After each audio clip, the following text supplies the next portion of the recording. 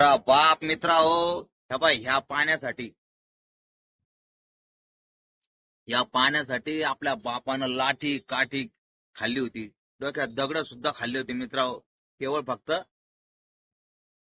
या पाण्यासाठी त्यानं सत्याग्रह केला होता. 14 तळ्यासाठी माहितीये का, की पाणी हे निसर्गाची देण आहे.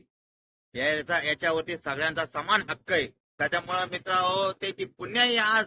त्यांचा हा भीम सैनिक दिवसाला 2 भांडे पाणी लोकांना पाजतोय माहितीये का. येणारा जाणारा दिसत असेल तुम्हाला कदाचित भांडं भरलेलं.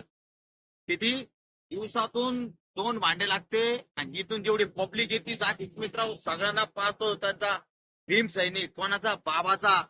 आणि ही त्यांची पुण्याई आहे जे आम्ही आज पाणी एवढं आनंदानं पितो आणि लोकांना पाजतोय. कोणामुळे? माझ्या बापामुळं, डॉक्टर भीमराव रामजी आंबेडकर.